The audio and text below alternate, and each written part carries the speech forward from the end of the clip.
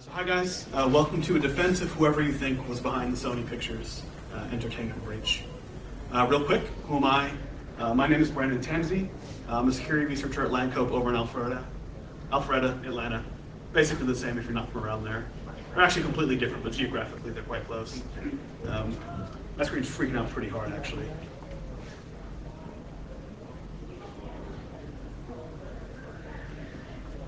All right.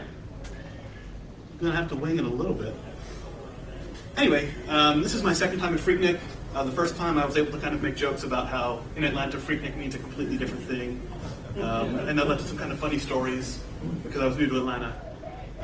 But this is my second time here now. I know the difference. So I can't really make that joke, even though I just kind of did. So almost about a year ago today, November 2014, employees of Sony Pictures came into work and saw this awesome thing on their background, on their desktops. We'll talk about this image a bit because I show it off everywhere. It's on my screensaver. It was a background of mine for a little bit. I use it for kind of every presentation that I give. So we will definitely go further into it. And I don't just show you this for laughs. This is actually kind of what got me into the Sony Pictures malware. It's just such an in-your-face thing that we don't typically get to see from malware, especially malware that does anything kind of cool. It makes me think of the Thunderstruck malware. I don't know if anyone's heard of it. It was never actually confirmed to really exist, but it's really cool, so I'll tell you a little bit about it. It was something that Mikko Hyppinen, I think from F-Secure, first found out about. And they never received a sample, but somebody from, and I have to read this, the Atomic Energy Organization of Iran reported malware samples that got onto some of their computers. Overnight it would turn up all the volume and blast AC/DC's Thunderstruck. It's just like such an awesome in-your-face kind of like, we're here. That really, I don't know, is kind of cool considering most malware tries to generally be the complete opposite. So this isn't the last image that we are, wow, my screen is really hurting. This isn't the last image that we're going to talk about here, but this is another one, and it's super dark, so this is going to be a much harder challenge than intended. But this is another one of the screenshots from November 24th. The attackers that compromised Sony's network also got a bunch of their social media accounts and tweeted a bunch of weird stuff. So again, you guys are all sitting conveniently far back, and the screen is conveniently squished. But can anyone see anything cool here to point out? What was that? I guess it kind of does look like that here. Okay. I was going to wait for at least one person to say something, so thank you. And everybody, thanks you. I have a few things here circled. And now that you can see I've circled them, maybe it'll be a little bit easier for you to see. Yeah, you guys are going to have a really hard time because there's going to be lots of screenshots of like text and stuff, and it's already squished, so just don't say I didn't warn you. Anyway, we've got 4 circles here. One, in red on the bottom left, is a tombstone that says Sony Pictures. On the bottom in a green circle are 2 people.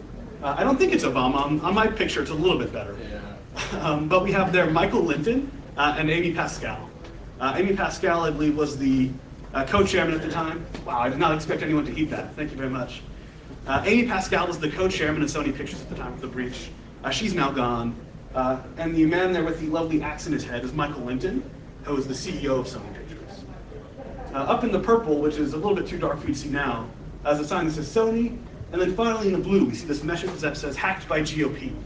So with that, I submit to you that GOP was behind the Sony breach, and I can give you back your time. That's not actually what I'm trying to show you. Behind the hacked by GOP sign, there are a picture of 2 arches. So if you were to Google Sony Pictures Entertainment, you'd see those 2 arches. They're what lead you into Sony's campus.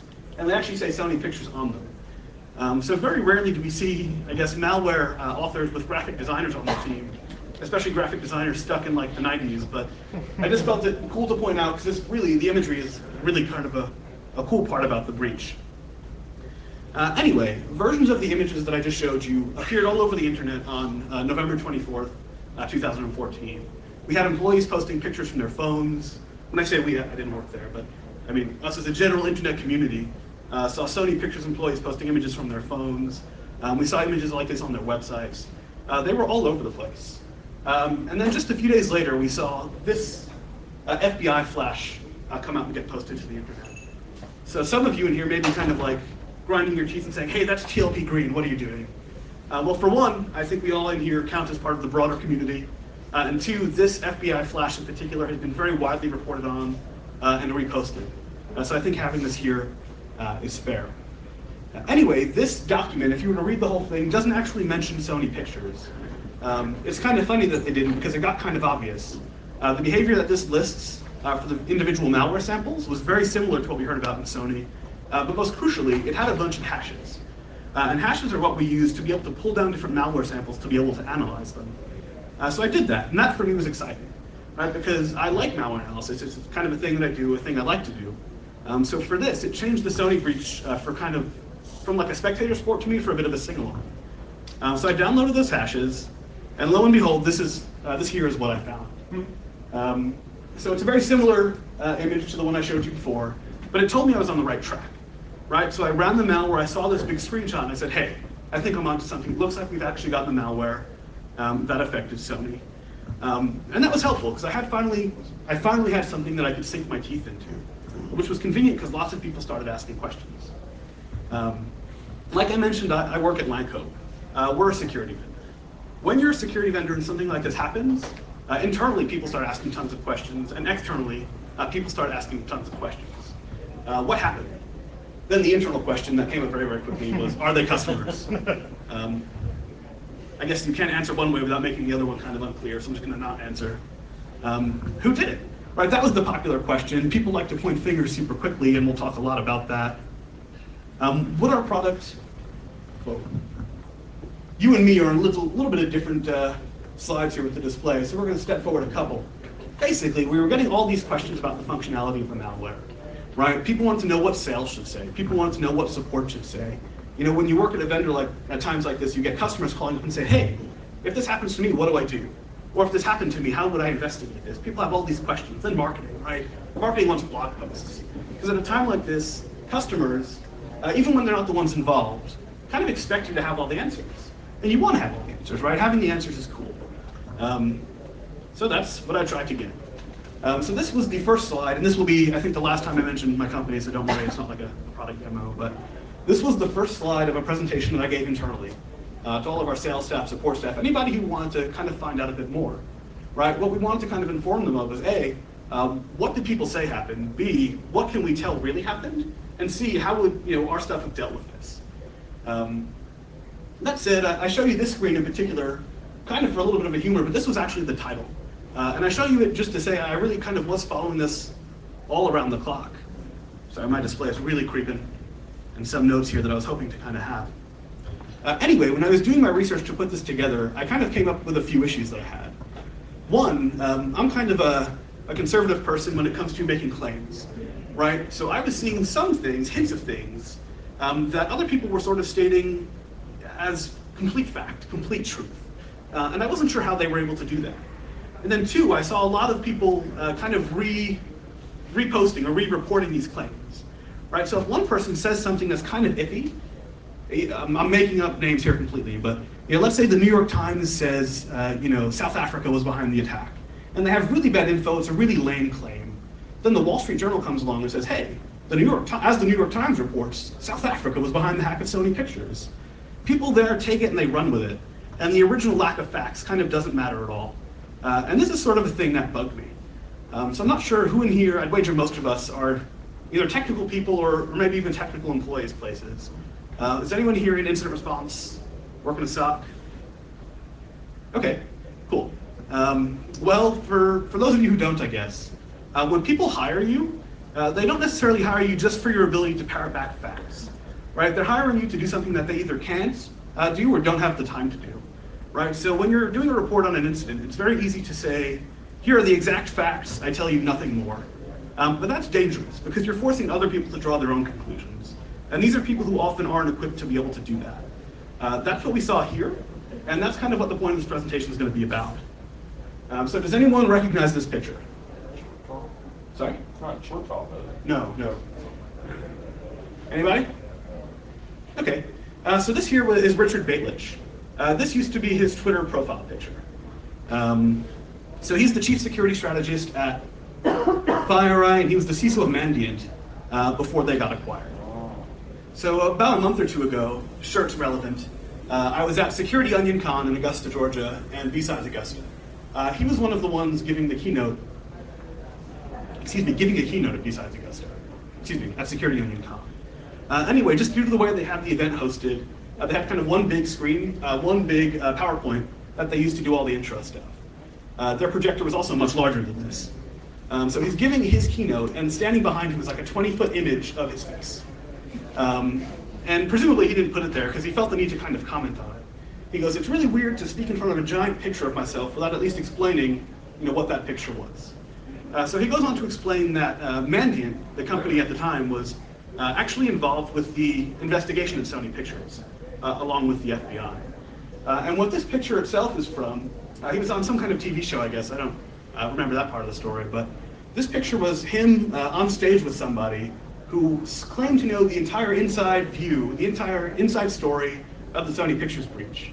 This person said they had all the information and they were willing to share a lot of it. He, being involved with the investigation, also felt that he had all of the information, or at least a lot of it, and disagreed with everything this guy was saying. Unfortunately, he was paid to be part, I guess fortunately, but unfortunately in this context, he was paid to be part of the investigation, so he couldn't correct the guy. Instead, he just sat there and gave him this glare the whole time. So he told this story, and I go, "Well, hey, hang on, this is kind of relevant. I was super interested in this." So I went up to him and I talked a bit about it. And I said, "Hey, something that's bugged me is the fact that I don't think there's enough information out there for anyone to really actually know what happened." So I told him that, and I asked him, "Have you seen any theories, any blog posts, any reports, whatever, that accurately kind of describe the situation, as you guys saw?" And he quickly answered, "No, I haven't." I then also quickly asked, "Do you mind if I repeat that?" And he quickly answered, "No." So with that, Richard Page. So with that, I kind of would like to tell you who I think the Guardians of Peace are. So I'm proud to announce here today, the Guardians of Peace are, I absolutely have no idea. If you expected anything else, you did not read the talk bio, you've not been paying attention, but that's okay, welcome back. Instead, what I'd like to talk about is the fact that I have no idea, and the fact that I wager that kind of most other people have no idea either. Cool, so I mentioned that I gave a presentation at PhreakNIC. I gave two last year. One was about assembly and one was about malware analysis. So these are two slides from another slideshow I gave. I'm hoping to be able to use this slide next year. I think it'd be kind of cool and ultimately completely unreadable. But the titles of these two slides on the top left are one, what do we know? Know is underlined, know is italicized. It is bolded, but so is everything else, so you can't tell. And the other one is what do we think we know? And this is a very important distinction to make. At first I'd say it's a very important distinction in malware analysis, but it's really a very important distinction when you're, I guess, investigating anything, right? And this has kind of played a huge part in what I think were people's investigations into Sony Pictures. So we'll kind of review some of the facts and some of the things that I kind of disagree with being facts throughout the timeline of the breach, the malware, and then the communications from the attackers. So, again, I bring back these screenshots. I told you it wouldn't be the last time you saw them. On the morning of November 24th, 2014, Sony Pictures employees showed up to work and saw these things. So I remarked on the lovely red skeleton and the tombstone and all that stuff, but what's actually important here are the links, or the URLs. I guess you can't click them. If you would have fetched one of these URLs at the time, you would have found a zip. And in this zip, you would have found 3 files. Hey, whatever. Up there is just the date. That's going to keep getting cut off, I guess, but it's cool. So this one here was on, I can't see it either. Sorry, this was the same file. So when we opened up that zip, spedata.zip, we saw 3 files. One was called list1.txt, the other, list2.txt, and then finally readme.txt. If we take a look into readme, this is what we see. We see a very short message from the attackers with a list of email addresses. And these become very important, and we'll talk about them in a little bit. But then at the bottom, you see a quick WC-L to count the amount of lines in both list 1 and list 2. There were 38 million files. And these are presumably the names of the files that the Sony Pictures attackers had claimed to have stolen. So time went on a little bit. We got to November 27th. And November 27th was the first time that we saw any of this data actually come out for real. We saw a couple of Sony Pictures movies that were at the time unreleased show up to various torrent sites. So this was cool. It was cool because A, some people wanted to see these movies, but it was cool for me because this was the first time that we'd seen that this data was actually really taken, right? People say all sorts of stupid stuff. Sometimes they mean it. And in this case, it looks like they're at least kind of beginning to mean it, right? We're seeing actual Sony data that no one else has had before show up online. And a few days later, we get to December 1st. On December 1st, we have a message that you can see up top.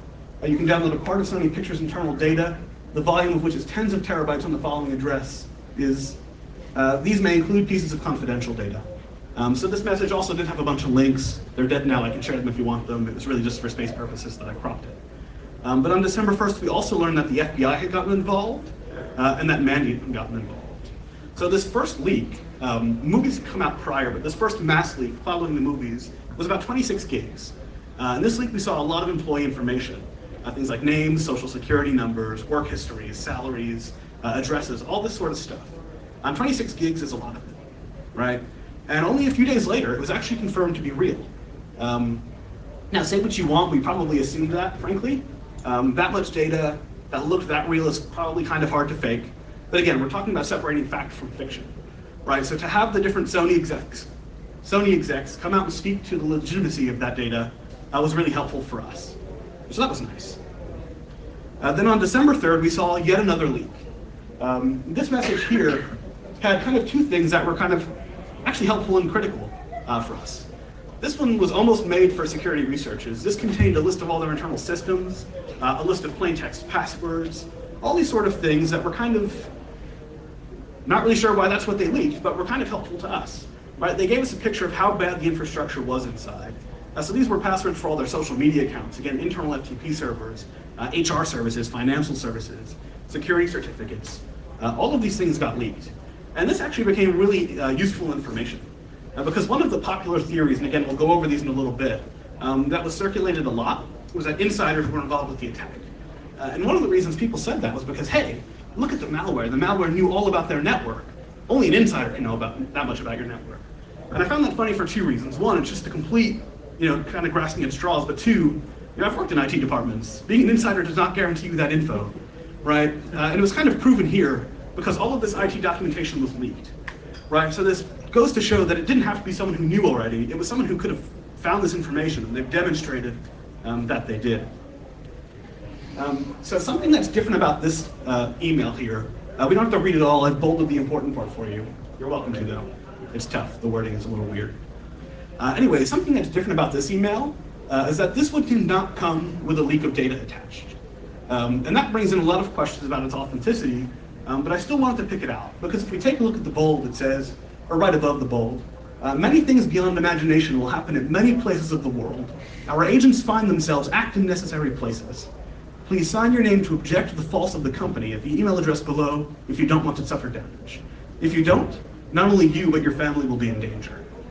So the FBI kind of denied the legitimacy of the threats. They said the email was real. They denied the legitimacy of the threats. But this is something that kind of changes the attack for a lot of people. Let's say you were an employee at Sony Pictures and a film script gets stolen. Yeah, I mean, that sucks, right? But it's something that happened to work. It's something that happened to a business. You're a step removed, right? You can go home, you can have dinner, you can watch a movie, and then come back the next day and begin to deal with it again. But when your family like this is getting threatened by someone who's demonstrated that they have your address, your personal work history, all that stuff, it becomes a bit different, right? And it makes your computer a lot harder to unplug and walk away and be done with it. It makes you really invested and involved. So the next day, we got another handful of leaks.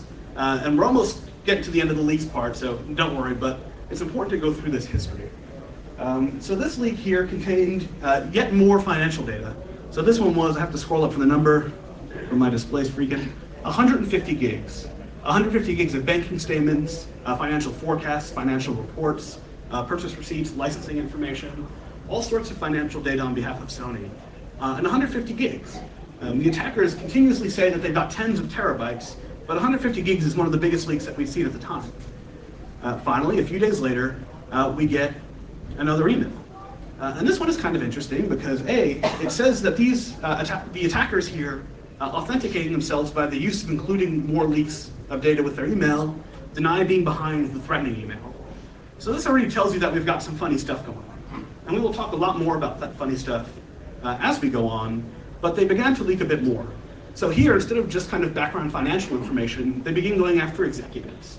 So what we saw here was a 7 gigabyte Outlook OST file, two files making up about 7 gigs. One for Amy Pascal, who was the co-chairman of Sony Pictures, and another for Stephen Moscow, who was the president of Sony Pictures Television. So I'm not sure if anyone here has been grocery shopping in the past year or so, but if you have, you've probably checked out The Stealing is Wrong, and seen the grocery store aisle magazines, all the entertainment magazines. Lots of headlines have come out of, in particular, this OST. I'm going to be honest with you, the specifics aren't very important for today, but what we've seen is a lot of people discussing the way that high-level executives at the movie studios were talking about their talent, and talent was talking about each other.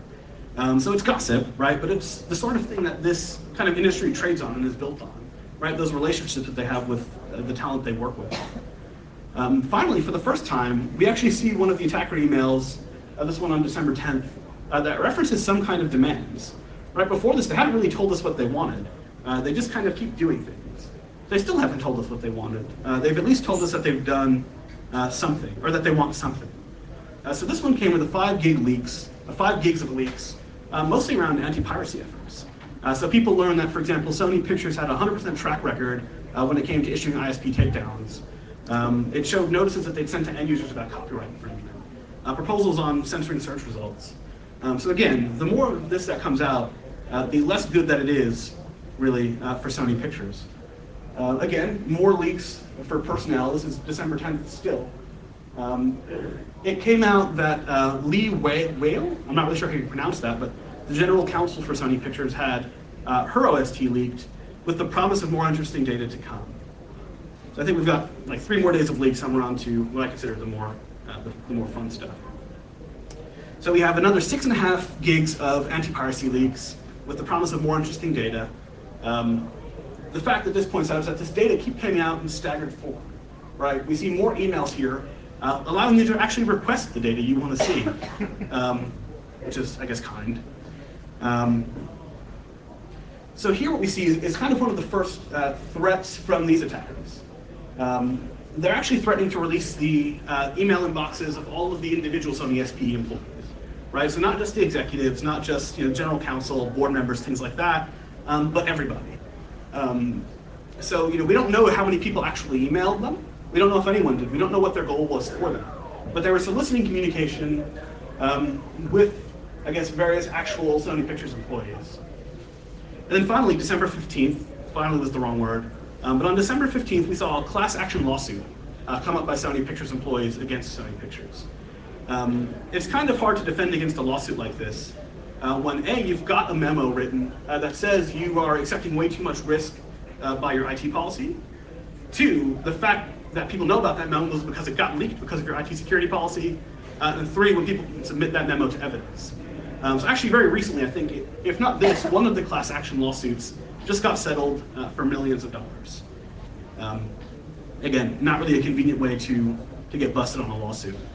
And then finally, one of the last leaks is actually the first one mentioning the interview. Right? So I'm not sure if anybody remembers when this was going on or how closely you followed it, but people have been talking about North Korea and talking about the interview the whole time. Right? It was kind of like the obvious link. But this is the first time that we actually see the attackers mention the interview. So that's something important to note. In addition here, they're threatening physical violence. They claimed it wasn't them the first time, but now they're saying to remember the 11th of September 2001.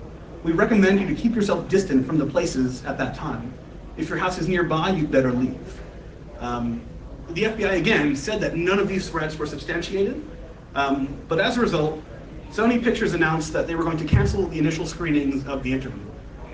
In addition, people were speculating, the New York Times actually cites an unnamed US government source saying that North Korea was behind the attack.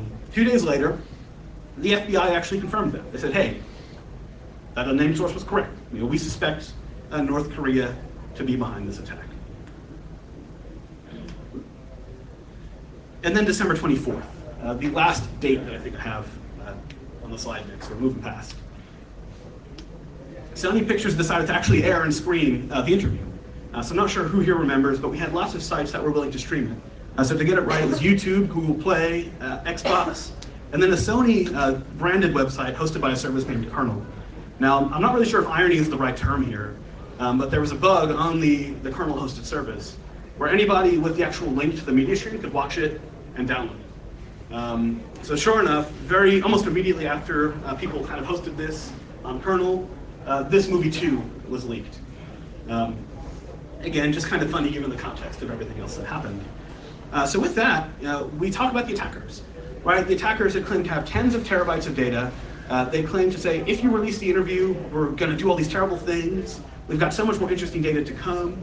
Contact us. We'll even post the data that you want to see. Despite that, we actually haven't seen. That's kind of weird. Again, they said they have all this data and their plans to release it all, but the thing that they supposedly were not looking forward to happened, and they just decided to call it a day and kind of move on, at least as far as we know from the outside. That said, this is the kind of speculation, this is a road we can go down that I want to avoid, and I'll tell you about why in just a moment. Anyway, hopefully you enjoyed the run through because I think the actual background data is kind of cool. But the problem with that information is that none of that is really technical, none of that is concrete, right? And that's the information we want to look for and talk about to try and figure out if we actually think there is somebody to point fingers at in terms of the breach. So this sort of information allows people to come up with all sorts of theories. And that's kind of cool, but you end up with this term that I kind of made up. I think I Googled it and didn't find anything. Called Rorschach. Rorschach? Anybody? Rorschach, yeah. Rorschach? Rorschach. Boom, got it. It's like I practiced. Rorschach attribution. So I'm not sure if anyone here has ever watched like any kind of mystery TV show or an NCIS or anything like that. Anything where someone is trying to solve a crime. What often happens is that your superhero sleuth ends up seeing one or two things, and based upon those things, they connect some dots, and they find their killer or their thief or whatever. That's kind of cool, because when you're a fictional character, if your writers want you to succeed, you will. And it's a cool thing about fiction. You can have people do whatever they'd like. But sometimes the real world doesn't actually kind of work that way. Right? Just because we see a couple of dots and manage to connect them, doesn't mean they're actually supposed to be connected. And that's kind of the problem when it comes to attribution in any sort of computer crime. Right?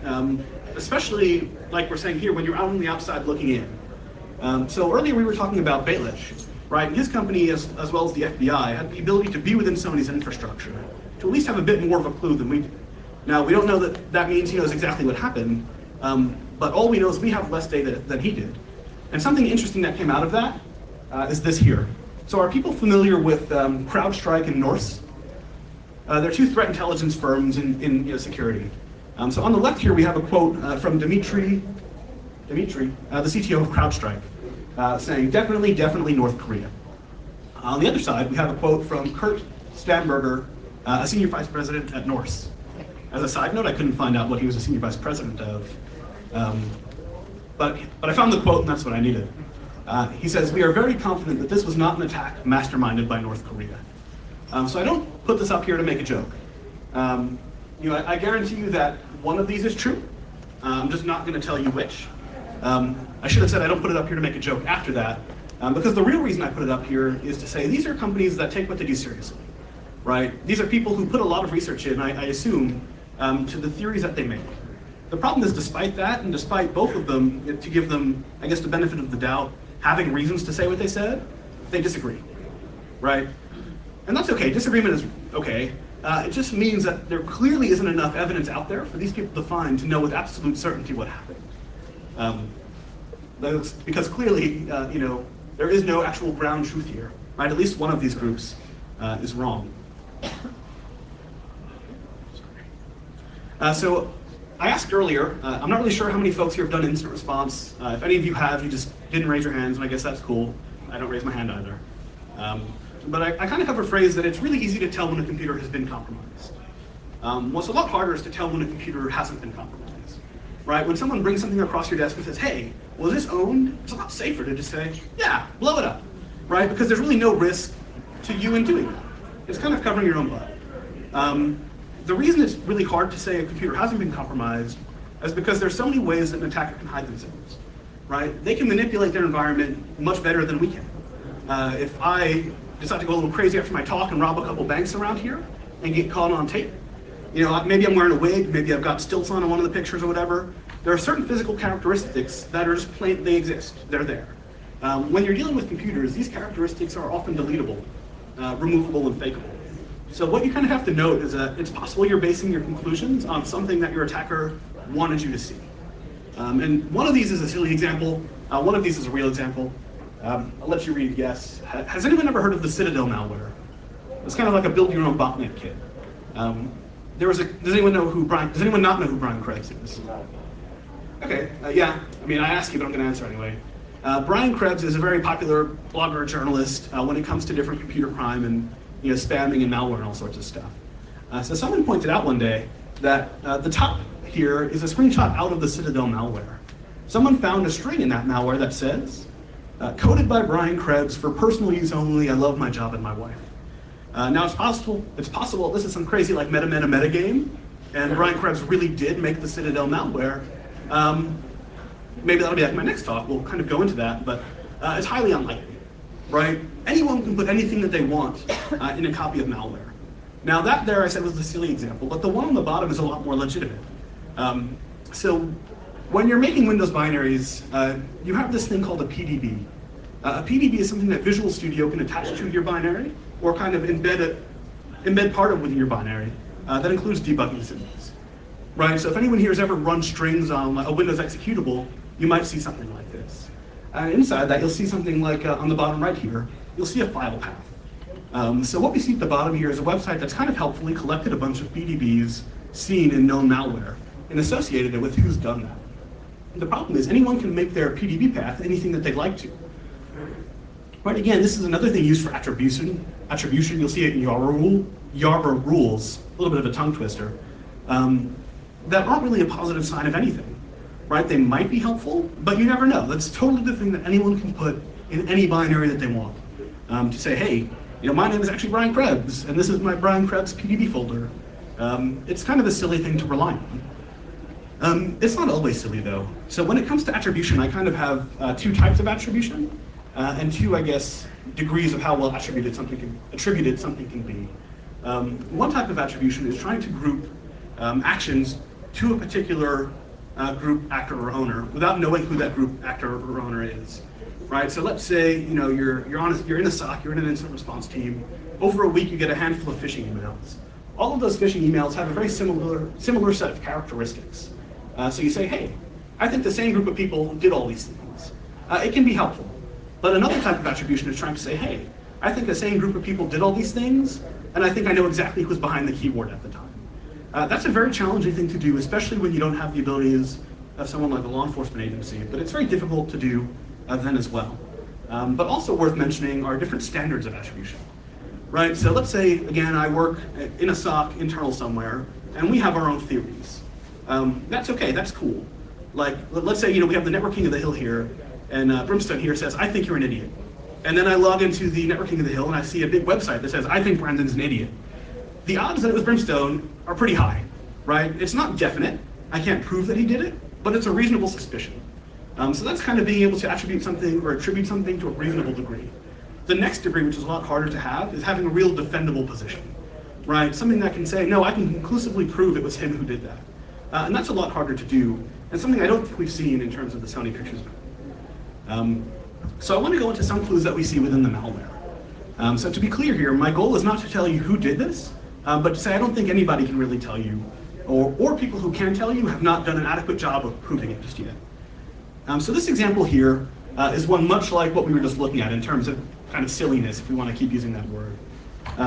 This here, does anyone see anything that might be relevant to pointing the finger at North Korea? It's kind of like an away check, or an AFK check, in terms of watching a presentation. Somebody can. Korean, yep, language, thank you. Okay, good. I was getting a little nervous. So yeah, the language of the resources section in this binary is set as Korean. Who cares, right? People were kind of latching onto this, and in kind of a dangerous way.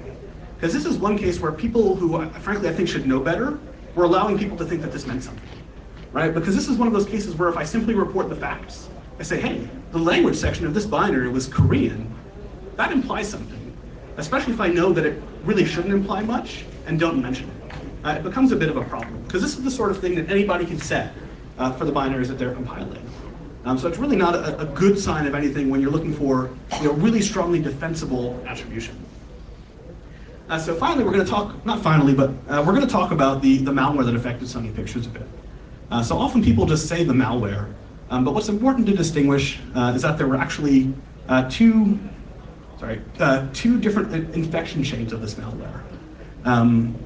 So for example, the screenshot on your right is the commonly posted one.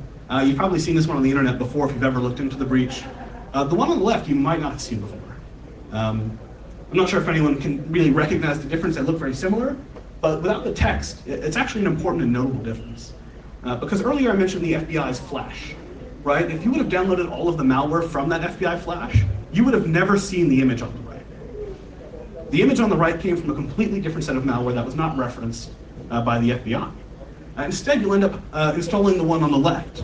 Where that picture comes from is from a web server that it actually drops on your machine. It puts some text in a scroll, shows that image, and plays a WAV file of gunshots. So it's actually a bit different. And this difference was actually pretty interesting to me, because again, for one, it wasn't included in the flash. In addition, it wasn't until actually a week or two after the news was broken that we saw the sample on the right. And I think, and I'm not sure about this, I need to look into it a bit more, that Trend Micro was actually the first group that had mentioned that second chain of samples. Something that's kind of weird, is anyone here familiar with the US CERT, the US Computer Emergency Readiness or Response Team? Oftentimes after a breach, they'll come in and do a more thorough investigation than you might see in the flash immediately following it. So I think it was mid-December that they posted their analysis. I think it was actually December 19th, which was inconvenient because it was the day after I gave my first presentation. And they referenced a bunch of different types of malware. More malware than we'd actually seen. They referenced things that they called the SMB worm. They referenced what they called a lightweight backdoor. And they referenced, I think I've got the name on the next slide in the notes, which are kind of invisible due to the blinking. Nope. Anyway, they referenced a couple of different types of samples that we hadn't seen. What they never actually referenced, though, were the ones that Trend Micro disclosed. Interestingly, though, we have to look at these IP addresses. So we see 7 of them. On the top three are IP addresses that were used in the second infection chain, in the first infection chain, which was the one disclosed by the FBI. Now, those second set of IP addresses, the second 3, actually appeared in Trend Micro's malware, which is weird because they never mentioned Trend Micro's malware. So why are they mentioning these IP addresses? In addition to that, we can actually see for the first 3, they tell you what files they came from. For the second 3 IP addresses, they don't mention the file names either. So it's a little bit bizarre, because they clearly are aware of the existence of that malware, but they never confirmed it. They never told us what that malware was about. So it's just a weird difference. In addition, has anyone here ever submitted anything to VirusTotal? I say thank you, because when you submit something to VirusTotal, I get the ability to play with it. All right, so VirusTotal is a really cool resource for us. It's actually, to my knowledge, exactly where Trend Micro found that second sample. But if we look at this is a list of hashes. And I'm just going to go out on a limb and assume no one recognizes those hashes. What they're hashes of, pretty safe bet generally. What they are hashes of is the malware that the US CERT listed that none of us have seen before. So this was actually a screenshot that I had a friend take for me just a week ago. I said, hey, can you double check VirusTotal for me? He had the ability to do a bulk search. Can you tell me if any of this malware has actually come online? I don't remember any of us seeing it. And what you can see on the bottom is 0 results found. So it's very bizarre that all of those types of malware were kept properly under lock and key, but the first 2 samples made their way out there. So the question is, even after a year, they weren't seen.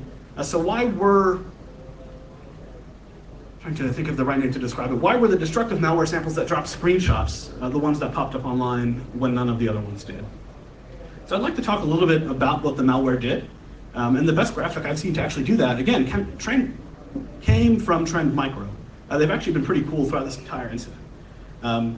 So this image here depicts the second chain, the one that they found. It was the one that dropped the screenshot with the text.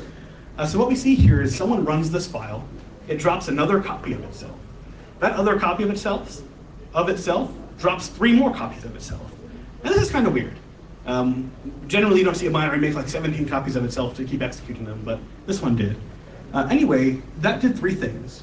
1, it began to scan other hosts in the network that it could reach for different SMB shares and to try to authenticate to them. It deleted the files on the computer, and it deleted the MBR of the computer. Again, destructive malware was kind of the name of this thing. In addition, the first infection chain and the second infection chain parted ways here. The first one dropped a little web server. dropped a web server with that scrolling text, that picture with no words on it, and then put its own words over it, and the gunshot noise. So this is complete speculation here, but presumably this is what they were trying to infect servers with, right? So people would go to a Sony web server and see this. Because the second one just dropped a background. It dropped a background that was the file with the words. So again, we don't know for sure why those two threads were there, or why the FBI or US CERT never actually officially referenced that second chain. But what was kind of cool were some of the things we saw in the malware. So there's two screenshots here. One, does anyone see anything cool in the left screenshot? Password. Thank you. The password was conveniently password. We see here SPE standing for Sony Pictures Entertainment, ADATA 2-1, looking like a username, right? We see LA Data, which was a file share, and then we see password123, which was a admittedly quite bad password. And then we see under that a command for net use. So this is what the malware actually used to spread within Sony's network. And on the right-hand side, we see some black and green blinky text with host names and IP addresses. A little bit of trivia. What you might recognize here is that those IPs you see on the right are public IPs. What it came out to say was that Sony Pictures was actually using public IPs in a private fashion. Don't know why, but they were. So this list here was actually appended to the end of one of the file samples and encrypted. It was XOR encrypted. So by kind of brute forcing that, you were able to pluck this out and see that it had more credentials encoded within itself and a bunch of internal Sony host names and IPs. And again, this is one of those things that kind of people referenced to suggest that it had to be insider involvement. Again, they knew all about the infrastructure, but we've already kind of disagreed with that, or at least I have, right? Because the attackers leaked IT docs. It doesn't mean anything about it being actually an insider threat. So here this brings us back around to IPs, right? So I don't want to mislead here. It's very unlikely, given the context, that Comey was referencing the IPs in the malware. But the quote says, "The key fact cited by Comey to justify his agency's continued suspicion was the evidence of the attacker's IP addresses, the 12-digit string that identifies the location of a remote computer." Now, when I first pasted this here, it was really just because I thought describing an IP address as 12 digits that references the location of a piece of malware of a computer was kind of funny.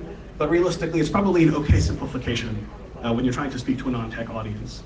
But the real reason I put it here is to kind of stress the importance of IP addresses when it comes to attribution, right? But the problem is that wasn't really particularly doable here. So here we have two hosts. One is a green smiley face representing a computer that we have infected with malware. Bizarrely, it's smiley, but hey, it's cool. And on the right-hand side, we have a command and control host.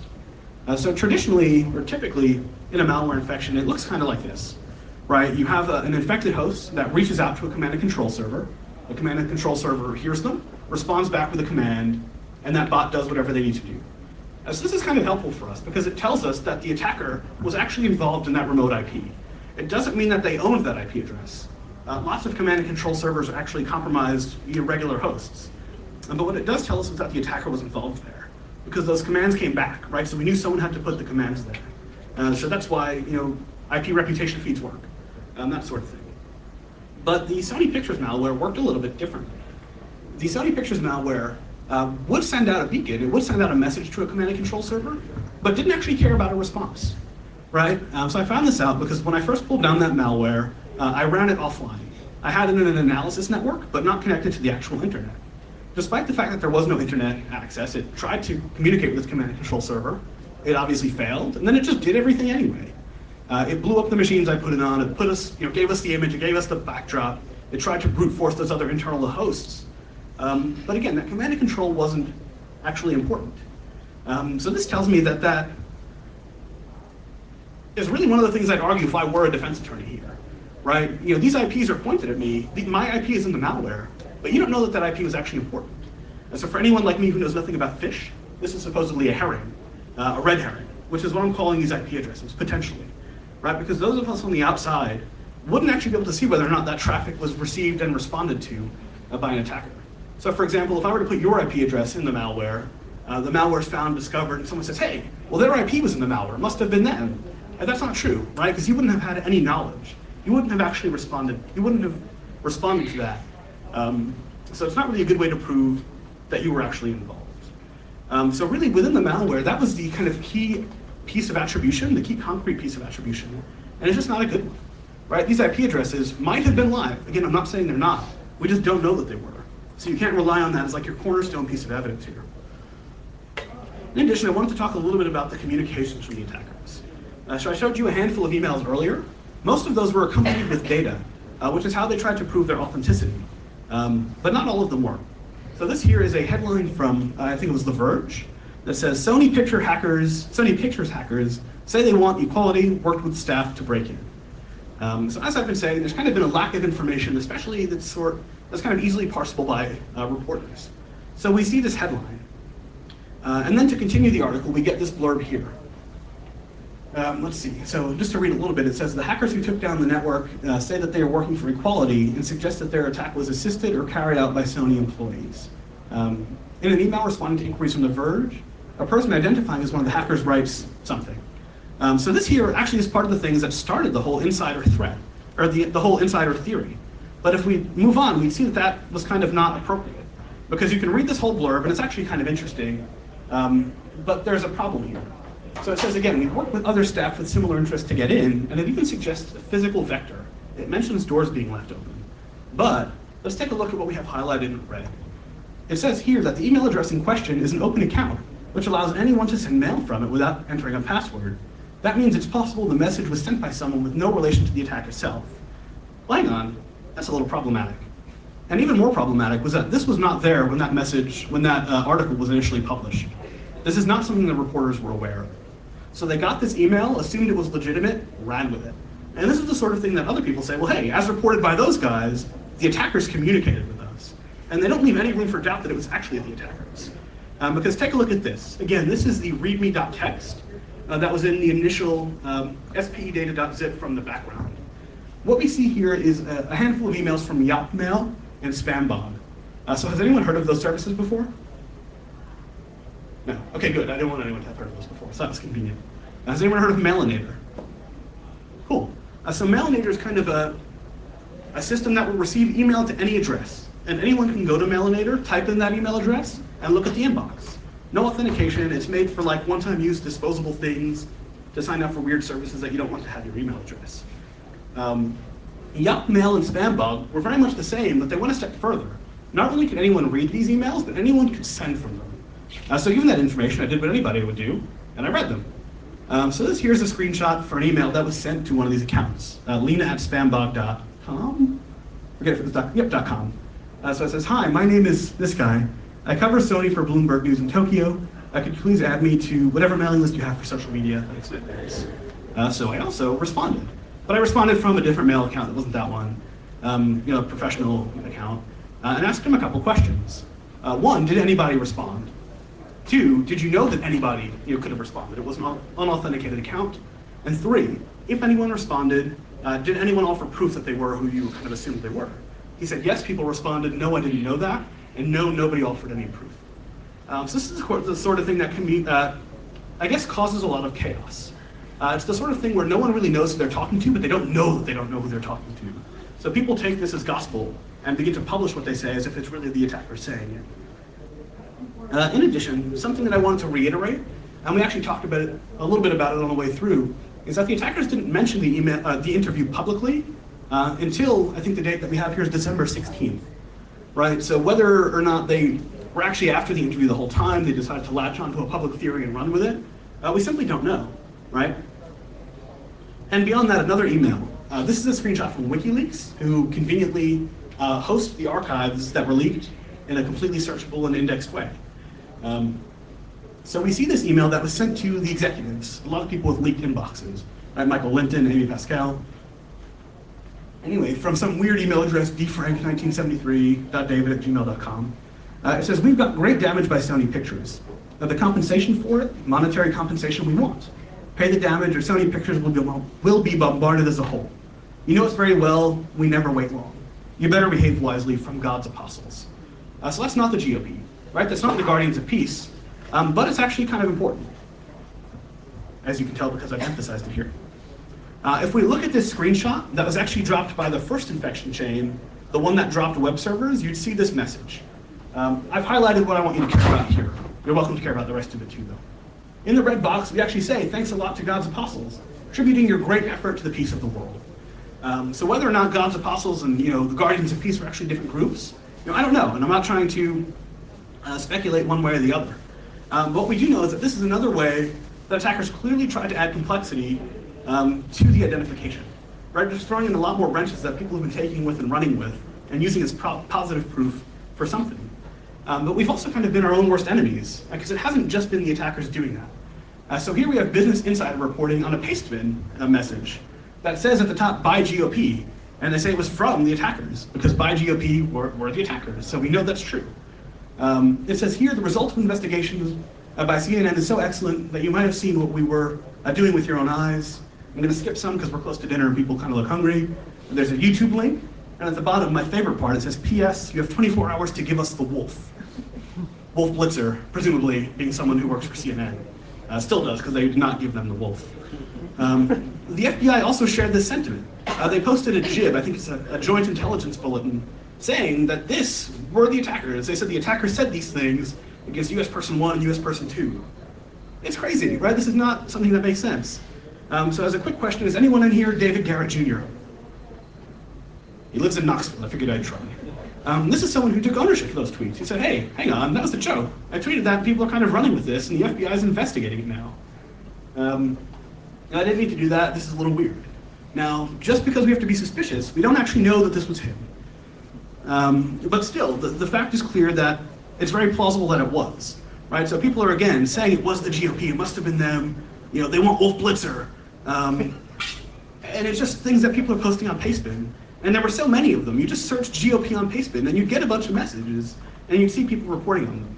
Now, kind of cool, I couldn't figure out how to get a YouTube video offline into my PowerPoint, and I didn't want to have to rely on the internet because everything else has gone super well, technically. But if you would have clicked the link, you would have gotten a video that contained about 3 minutes of this plus music.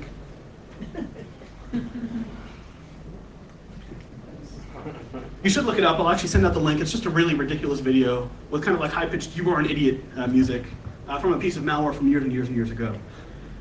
Anyway, the point of this is that people are taking this unauthenticated information, running with it, and using it as building blocks in a theory for attribution. And it just doesn't make sense to do that. So here, again, we don't have access to the actual network traffic that took place on Sony's network. But what we do have are a few things that we can actually take a look at. One of them was the malware. We discussed here that one of the key ways you attribute malware is IP addresses, and the IP addresses here, for all we know, were complete bunk. They were completely red herrings. Not saying they were, but I'm saying they very well could have been, and we don't know otherwise.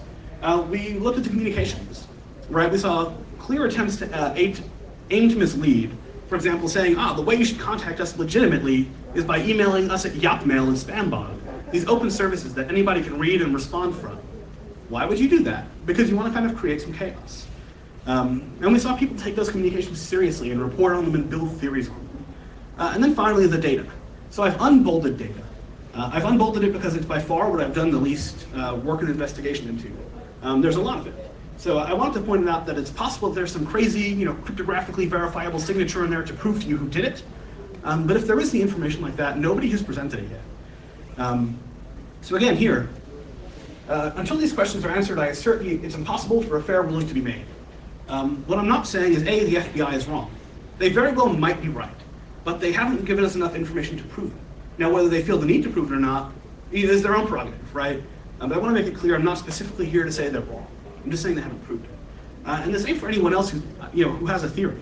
I just don't think there's enough information out there for any of us to come with a defendable theory, right? I've referenced the difference between kind of a reasonable attribution and a defendable one. I think there are plenty of reasonable attributions. I don't think there are any really defendable ones. So with that, a little bit of further reading. There's 2 links here that you obviously can't click on, but Googling these headlines will get you to the pages. First is a Deadline article. I think what I found out is that they're kind of like an entertainment blog magazine. They actually did really well as the attack was happening, summing up all of the info that was out there. What was in the leaks, what were some of the popular communications. And then in addition to that, a great post by Risk-Based Security. So I didn't find their post until the second time around when I was revisiting the incident to make this presentation. But they had a really great analysis of the data and more kind of higher level analysis too. So if you're interested, you should definitely take a look. And for those of us who are more interested in the low-level malware, the tech, feel free to find me. I've got tons of marked up IDBs and disassemblies, and would love to chat your ear off.